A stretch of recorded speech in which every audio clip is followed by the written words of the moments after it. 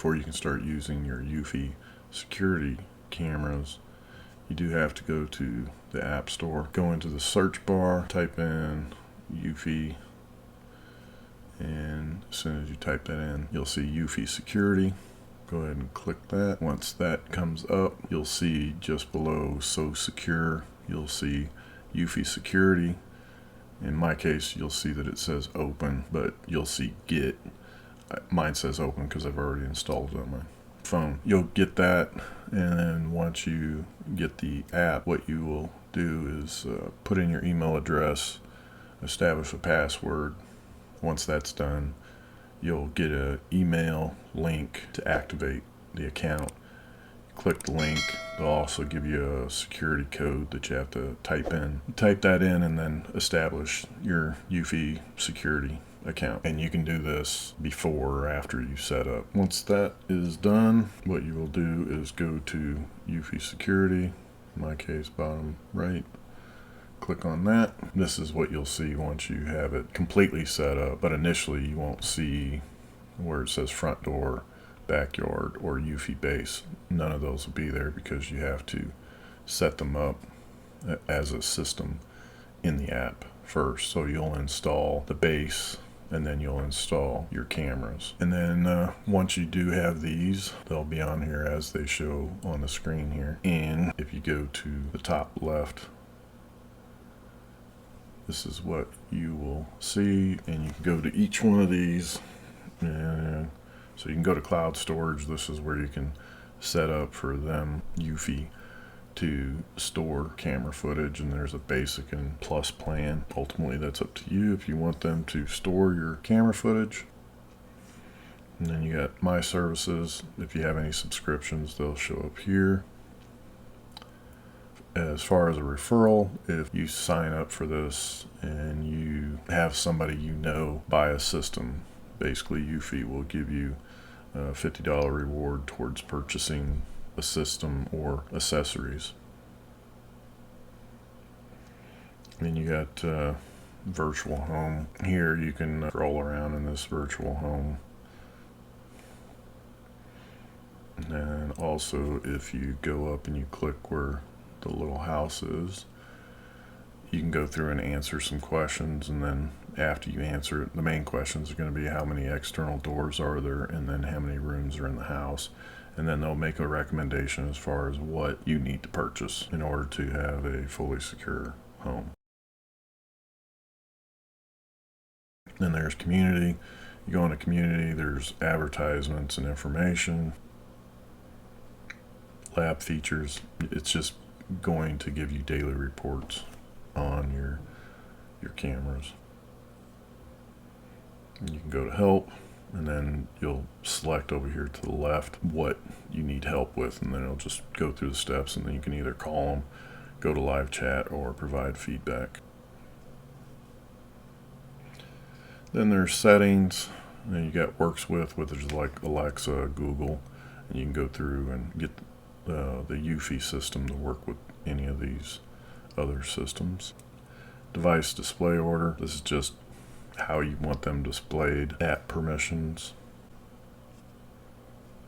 That basically takes you to the settings on your phone to give Eufy access to certain things. You got the region, whatever region you live in. Screenshot pop-up. It's what you see when you first log in. You'll see screenshots of your cameras, and then you got about where your firmware information will be. Not only do you have some settings where these three bars are, you also have some settings here, and you can see how many events you've had, and then you can go to manage home as well. This is basically saying I have 3 devices, and that's the base station plus the 2 cameras. And then over here where you see the box with the 3 dots, it's basically again advertisements and rebates, discounts for referrals and stuff like that. So you have top here, but you also have system here, and under system you'll get alerts as far as your firmware updates, like whatever devices need updates. And then over here you have the shield with the phone, and if you click on that, that's if you want your system to be monitored This is where you would go for the plus plan or the basic plan. And then you'll be monitored. Under My Devices here, you'll see this plus sign over here. So if I wanted to add an additional device, I can click that plus if I wanted to add to what I already have. Otherwise, this is what I already have set up. You see, this is one camera, this is two cameras. This one says front door at the top. Under front door, you get the battery strength of the camera, the signal strength, and then the solar panel sunlight exposure. Then over here to the right, you'll see the box with the number 10 in it. That means that there are 10 alerts for this camera. You can click on it and then it'll display the alerts or events. I haven't pressed the play button, so this number is going to stay 10 even though it said there's no events. If you go over to the right, you can click these three arrows. You can press this button, the one with the moon and the Z's, to put your cameras to sleep for a certain amount of time. So if I go in here, I can select one of these options and then save it. It'll snooze the cameras for a length of time. Then to the right, you have the cogwheel. And then this is where you go into more specific settings for this specific camera. So there's motion detection, power manager, spotlight settings, and anti-theft detection. As far as motion detection, you can go in here and you can set up facial recognition, human, and then animal. And then under power manager, there's options for how you want your system to work as far as having optimal battery life, optimal surveillance, or you can customize it. Alright, here you have to turn on the motion detection. In this case it is turned on. And then you have activity zone. I can't select this because then I'll lose my phone on my computer. And then you have detection sensitivity. You can set it how high you want. And there's also a way that you can test this as well. And then you have to turn on or turn off each of these other features as far as human recognition, human detection, vehicle detection, pet detection, or all other motions. And as I mentioned, there's motion test mode down here. You can select that and then go through the steps of testing the sensitivity of the motion detection. Under spotlight settings, that is the spotlight that's on each of the cameras, and you can turn it on. In this case it's on. And then as far as the brightness, so right now it's on high. If you change it to medium or low, the camera will actually turn on the spotlight so that you can actually see how bright it is. Anti-theft detection, it's currently off, but if you select it and then turn it on, what happens is if somebody tries to steal your camera or moves your camera, the alarm will go off on the camera and the base station. But as it says on the screen here, you don't want to turn on the anti-theft detection until you actually have your cameras where you want them, because every time you touch them or move them, the alarm's going to go off. And just so you're aware, there is an alarm cancel button on the back of the base station that you can press if it continues to go off. And then down below you have video settings. You have a watermark that you can have put on your footage. Streaming quality, you can set that to whatever you want. In this case it's auto, but you can set it for any one of these. The recording quality, you can set it to any one of those. And then night vision, you have black and white night vision, color night vision, and then turn it off completely. And then you can set up privacy zones, but one of the things you want to be careful with is, especially if you have large privacy zones, if there's any movement in those areas, it's not going to be picked up because it's in a privacy zone. So just keep that in mind. Notifications, you can set it up on any one of these. And then you got general, so you can click on name and change the name to whatever you want. You have the status LED if you want the LED on or off. You got your storage here and you can set that up. And then this here just walks you through the steps of how you should properly place your cameras. And then about device gives you the model number, serial number for each of your devices.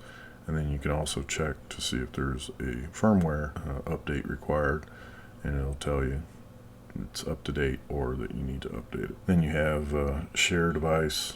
You can share the system with family or friends, or you can share specific devices on your system with friends or family. And basically you'll click invite, and then it put their email address in, they'll get the notice, and then it'll give them access. And then you have share your thoughts. Basically, you can share whatever you want with Eufy. Not only can you select the cameras individually, you can also select the Eufy base, and it shows here on the screen that there are 2 cameras on the system, and it's showing the signal because the signal is on right now for the base station. You have face management here on the under Bionic Mind AI. So if you select this, you can put familiar faces or family members or friends in, and it'll walk you through the steps on doing that. And then you got AI empowerment. If you select that, you can set up all these different things so that it makes your security system work more efficiently. And also it'll help receiving less alerts if and when all this information, as far as animals you may have or family members, friends, and then also vehicles. So you'll select empower cameras now and go through the steps. And then as far as storage management, if you select that, up here at the top you'll see local storage, and that's what is already installed on the base station or in the base station. You can see it's not very much, but that's what's already on the system. And you'll see below, this is a hard drive that was installed in the base station, because the base station does not come with a hard drive.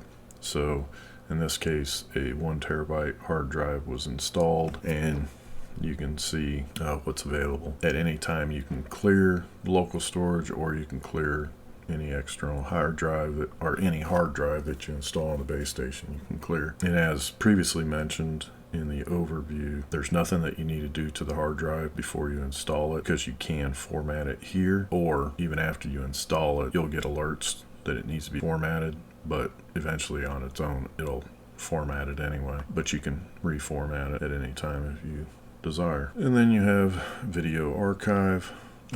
Here you have external USB storage, and basically what this is you can take an external hard drive, whatever size, so if you prefer, all your video can be stored on an external device if that's the way you want it set up, rather than buying a hard drive or just using the storage space that's already installed on the base station. And then archive data, it's just basically telling you that as of October 7th is when the system was up and running in order to archive. Then down at the very bottom you have devices, which you've already gone over. You got events. Anything and everything that you do, it'll basically log an event and tell you when it was. You got AI Edge. This is where you can walk through and do your human recognition, vehicle detection, pet detection, in order to make your system operate more efficiently as a security system.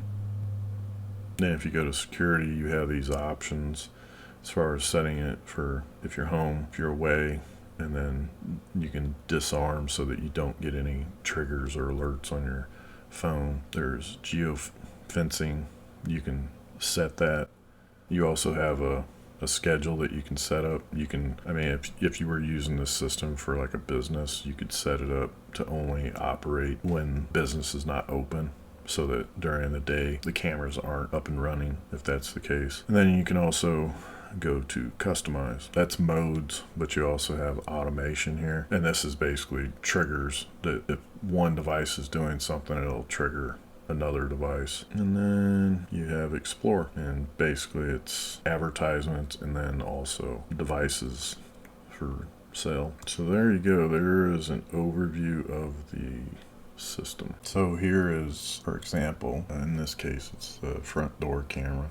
Not necessarily the front door, but that's just what it's labeled. You'll see those 2 diagonal arrows. If I click that, it's going to change my screen, so I'm not going to click it because then it'll stop displaying my phone on my computer. And then you'll also see the cog wheel for settings. This is basically the same thing that you saw earlier. It's just showing up on the actual individual camera screen. Then you'll see the actual camera view depending on however you set it up. Now if you look at the bottom left, if you want to actually record this, because it's not recording it right now, but if you wanted to record it, then you would click the camera and it will start recording. When you want it to stop, press it again, and then whatever recording that you do, it's going to save it to your photos on your phone, not on the external hard drive or internal hard drive on the base station. If you want to talk over the speaker on any of the cameras, you can press and hold